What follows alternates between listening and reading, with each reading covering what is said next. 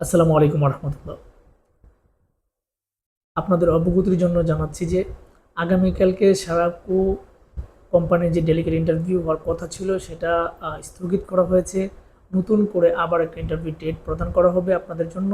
সেই ডেট অনুযায়ী আপনারা সবাই ইন্টারভিউ দিবেন।